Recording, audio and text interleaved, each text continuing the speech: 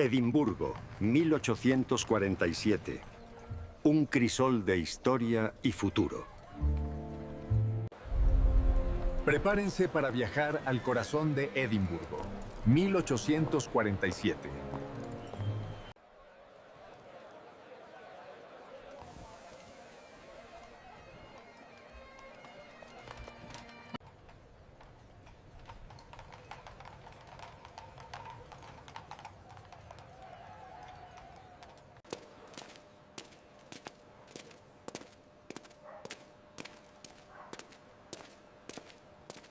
A mediados del siglo XIX, Edimburgo se encontraba suspendida entre dos mundos. Una ciudad que había sido cuna de la Ilustración escocesa, hogar de filósofos como David Hume y economistas como Adam Smith, ahora enfrentaba los dolores de una transformación profunda. En este video utilizo herramientas modernas de inteligencia artificial para dar vida a pinturas históricas, mapas y grabados, cambiando perspectivas, moviendo ángulos de cámara y atravesando estas escenas de maneras que sus artistas originales nunca pudieron imaginar. El objetivo no es simplemente mirar el pasado, sino adentrarnos en él, movernos por Edimburgo tal como era entonces e imaginar lo que debió sentirse estar aquí, en este preciso momento de cambio. Y si te quedas hasta el final, compararemos estos mismos lugares con cómo lucen hoy, para ver qué ha cambiado el tiempo y qué permanece todavía. Antes de poner los pies en la Edimburgo de 1847, conviene entender cómo esta historia comenzó. La ciudad se erigió sobre una formación geológica extraordinaria, el producto de erupciones volcánicas ocurridas hace más de 300 millones de años y luego esculpidas por glaciares durante las eras de hielo. Castle Rock, el peñasco donde se asienta el castillo, fue la primera zona en desarrollarse, convirtiéndose en fortaleza y eventualmente en residencia real. La ciudad creció lentamente descendiendo por la cola de tierra que se extiende desde el castillo, formando lo que hoy conocemos como la Royal Mile, una única calle principal que durante siglos definió los límites de la vida urbana en Edimburgo. Imagina llegar a esta ciudad por primera vez en 1847. Desde el puerto de Leith, el viajero ascendería gradualmente hacia el corazón de la capital escocesa, encontrándose con una urbe de contrastes casi imposibles. Por un lado, la elegancia geométrica de la New Town, construida a partir de 1767, siguiendo los principios ilustrados de orden, simetría y espaciosidad. Por otro, la densidad medieval del Old Town, donde edificios de hasta 15 pisos se apilaban sobre callejones estrechos, llamados closes y wings, creando un laberinto vertical que había sido hogar de todas las clases sociales durante siglos. El castillo de Edimburgo domina el horizonte de la ciudad desde su posición sobre Castle Rock, un antiguo tapón volcánico que se eleva dramáticamente sobre el valle que alguna vez ocupó el North Loch. Para 1847, el castillo había dejado de ser residencia real hacía más de 2 siglos, transformándose principalmente en guarnición militar. Sin embargo, su silueta seguía definiendo la identidad visual de Edimburgo, recordando a cada habitante la larga historia de conflictos, asedios y resistencia que había forjado el carácter escocés. Dentro de sus muros se guardaban los Honours of Scotland, las joyas de la corona escocesa que Sir Walter Scott había redescubierto en 1818 tras décadas de olvido. La Royal Mile se extiende desde el castillo hasta el palacio de Holyrood House, descendiendo suavemente a lo largo de aproximadamente 1 milla escocesa. En 1847, esta arteria principal estaba dividida en secciones distintas, Castle Esplanade y Castle Hill cerca del castillo, el Lawn Market, donde se comerciaba lana y telas, el High Street en el corazón administrativo y comercial, y finalmente el Canongate, que hasta apenas 9 años antes había sido un burgo independiente, separado de Edimburgo y fuera de sus murallas defensivas. Cada sección poseía su propio carácter, su propia historia, sus propios fantasmas que parecían habitar en cada close y cada escalera de piedra.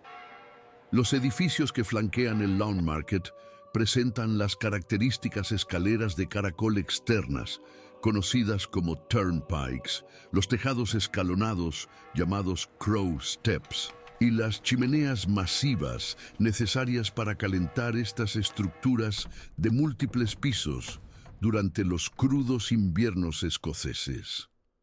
Muchos de estos edificios databan del siglo XVII, aunque para 1847 algunos habían sido reconstruidos tras el gran incendio de Edimburgo de 1824, y que destruyó buena parte del lado sur de la calle desde St. Giles hasta Trumkirk, obligando a una reconstrucción que mezcló lo antiguo con lo nuevo. Descendiendo por la Royal Mile, llegamos a St. Giles Cathedral, el High Kirk de Edimburgo. Este no es simplemente un edificio religioso, sino el corazón espiritual de Escocia, donde John Knox predicó durante la Reforma y donde se libraron batallas teológicas que definirían el carácter de la nación. Para 1847, la catedral acababa de presenciar uno de los eventos más significativos en la historia religiosa escocesa, la Gran Disrupción de 1843. En ese año, aproximadamente un tercio del clero de la Iglesia de Escocia abandonó la institución establecida para formar la Iglesia Libre de Escocia, protestando contra la interferencia del Estado en asuntos eclesiásticos. Thomas Chalmers, el líder de este movimiento, había muerto apenas unos meses antes, en mayo de 1847, y se dice que la mitad de la población de Edimburgo asistió a su funeral, una procesión que transformó las calles de la ciudad en un mar de luto. El cruce donde la High Street se encuentra con North Bridge y South Bridge marca un punto de transformación urbana radical. North Bridge, construido en el siglo XVIII, conectaba el Old Town con la New Town, cruzando el valle, donde antes se extendía el North Loch. South Bridge, inaugurado poco después, saltaba sobre el Cowgate hacia el sur, creando una conexión que alteraría para siempre el flujo de la vida urbana. Debajo de South Bridge se crearon las Edinburgh Vaults, una serie de cámaras y corredores subterráneos que para 1847 se habían convertido en refugio de los más desesperados, los sin techo, los indigentes, los que no tenían otro lugar a donde ir en una ciudad cada vez más dividida entre riqueza y miseria. El Cowgate serpentea paralelo a la Royal Mile por el Valle Sur, conectando el Grassmarket con el este de la ciudad. En el siglo XVIII, esta calle había sido una arteria respetable donde residían abogados y comerciantes prósperos, donde las tertulias literarias florecían en salones elegantes. Pero para 1847, el Cowgate se había transformado en uno de los barrios más pobres y densamente poblados de Europa.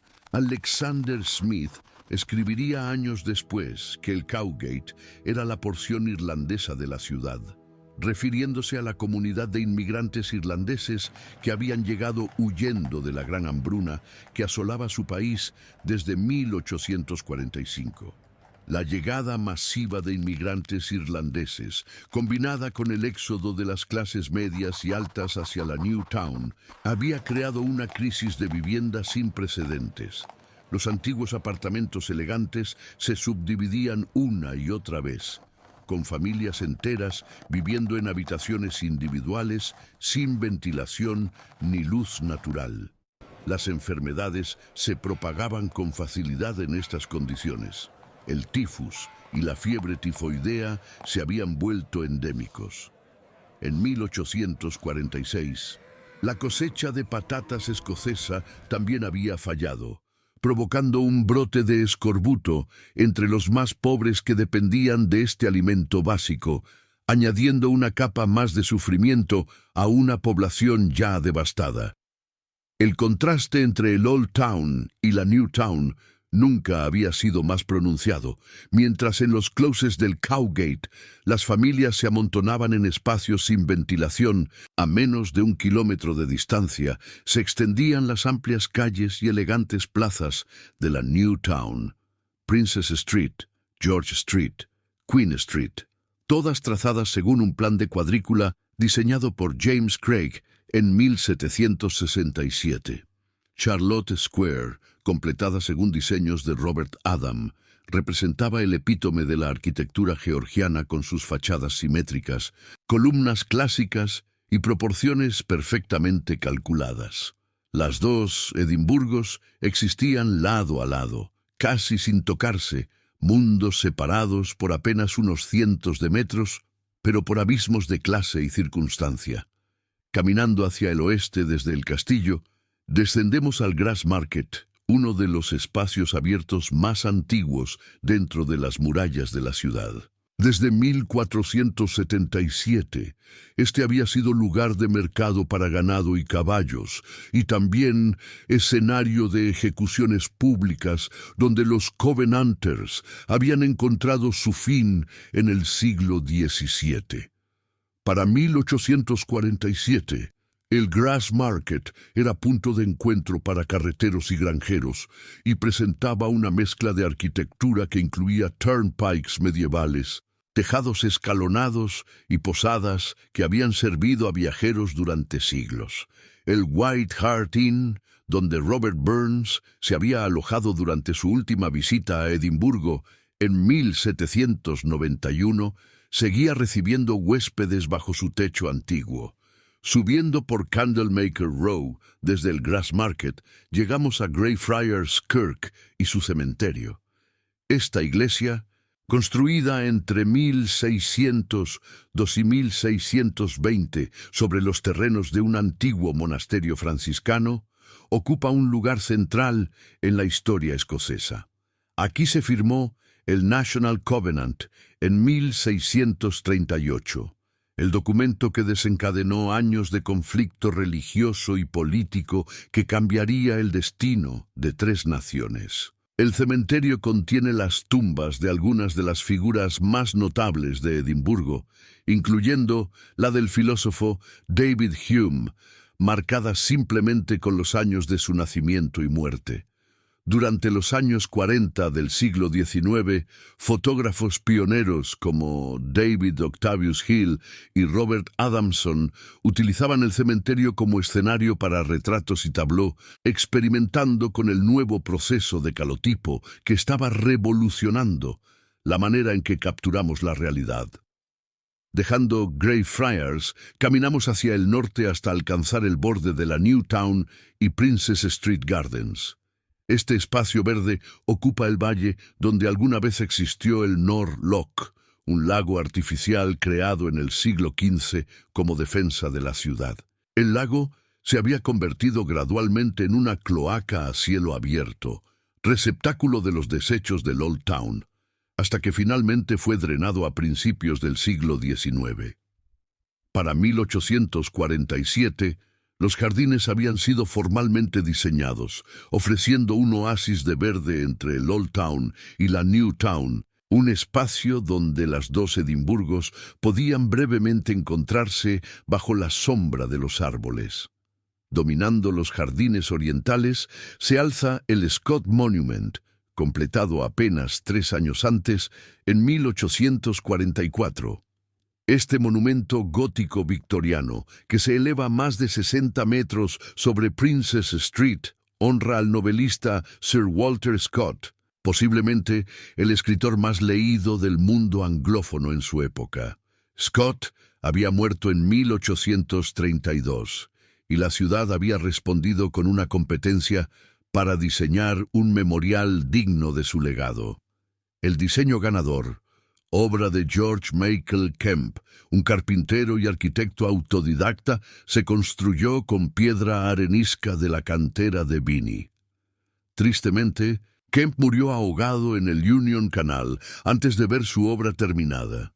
Charles Dickens, visitando Edimburgo precisamente en 1847, escribió que el Scott Monument le parecía un fracaso, pero la opinión popular no compartía su severo juicio. El año 1847 marcó un punto de inflexión en la historia médica mundial, y Edimburgo fue su escenario. El 15 de noviembre de ese año, el doctor James Young Simpson, profesor de obstetricia en la Universidad de Edimburgo, realizó la primera demostración pública del uso del cloroformo como anestésico. Simpson había estado experimentando con varios compuestos volátiles en su casa de Queen Street, probándolos él mismo junto con sus asistentes, buscando una alternativa al éter que se había introducido apenas un año antes. Pocos días después de su descubrimiento, publicó su influyente Account of a New Anesthetic Agent, revolucionando la cirugía para siempre y consolidando la reputación de Edimburgo como centro de innovación médica. La Universidad de Edimburgo y su Escuela de Medicina habían sido durante más de un siglo uno de los centros de formación médica más prestigiosos del mundo. Estudiantes llegaban de toda Europa y América para estudiar anatomía, cirugía y medicina bajo profesores que habían transformado el campo. Pero esta reputación tenía un lado oscuro. La demanda de cadáveres para disección había alimentado el comercio de los Resurrection Men, ladrones de tumbas que desenterraban cuerpos recién enterrados para venderlos a las escuelas de medicina. El caso más notorio había sido el de Burke y Hare, quienes entre 1827 y 1828 habían asesinado a 16 personas en Edimburgo para vender sus cuerpos a los anatomistas. Un escándalo que todavía resonaba en la memoria colectiva de la ciudad. Subiendo a Calton Hill, al este del centro de la ciudad, encontramos una colección de monumentos que le valieron a Edimburgo el apodo de la Atenas del Norte. El Nelson Monument, construido en 1807 como una imitación en piedra del telescopio del almirante, ofrece vistas panorámicas de toda la ciudad desde sus 143 escalones de caracol. Desde aquí se puede ver el National Monument, un intento de replicar el Partenón de Atenas como memorial a los soldados y marineros escoceses caídos en las guerras napoleónicas. La construcción comenzó en 1826, pero se detuvo en 1829 cuando se agotaron los fondos, dejando solo la fachada que vemos hoy. Los locales lo llamaban la vergüenza de Edimburgo o el orgullo y la pobreza de Escocia. El ferrocarril había llegado a Edimburgo en 1842 con la apertura de la línea Edimburgo-Glasgow, reduciendo el tiempo de viaje entre las dos ciudades a menos de 2 horas. En 1846, la North British Railway abrió el terminal de North Bridge, sentando las bases para lo que se convertiría en Waverley Station, nombrada así en honor a las novelas de Walter Scott. El ferrocarril estaba transformando Edimburgo, trayendo visitantes y turistas que estimulaban el desarrollo comercial de Princess Street, donde las tiendas comenzaban a reemplazar las residencias elegantes del siglo anterior. Descendiendo desde Calton Hill hacia el este, llegamos al Palacio de Holyrood House, la residencia oficial del monarca británico en Escocia. El palacio se asienta al pie de Arthur's Seat, un antiguo volcán extinto que se eleva sobre el paisaje urbano como un centinela de piedra. La reina Victoria había visitado Edimburgo por primera vez en 1842, marcando el inicio de una renovada relación entre la corona y Escocia. Pero en 1847 el palacio permanecía mayormente vacío, sus salones esperando las visitas reales que se volverían más frecuentes en las décadas siguientes. Detrás del palacio se extiende Holyrood Park, un espacio natural de más de 600 acres que ha permanecido prácticamente inalterado durante siglos. Arthur's Seat, con sus 251 metros de altura, ofrece vistas que abarcan desde las costas de Fife en el norte hasta las colinas de Pentland en el sur. En 1836, 5 niños cazando conejos en las laderas de Arthur's Seat descubrieron un conjunto de 17 pequeños ataúdes de madera conteniendo figuras en miniatura. El propósito de estos ataúdes ha permanecido un misterio desde entonces. Algunos creían que estaban relacionados con brujería, otros especulaban que podían estar conectados con los asesinatos de Burke y Hare. Los ataúdes supervivientes se exhiben hoy en el National Museum of Scotland. Ahora quiero traerte al presente y mostrarte cómo lucen estos lugares hoy. Gracias por estar aquí, y si tienes pensamientos o sugerencias para futuras ciudades, compártelos en los comentarios. El castillo de Edimburgo sigue dominando el horizonte de la ciudad desde Castle Rock. Hoy es la atracción turística más visitada de Escocia, recibiendo más de 1 millón de visitantes cada año. Sus muros albergan los Honours of Scotland y el Scottish National War Memorial, el cañón de la 1 en punto, que comenzó a dispararse en 1861 como señal horaria para los barcos en el Firth of Forth. Continúa sonando cada día, excepto domingos.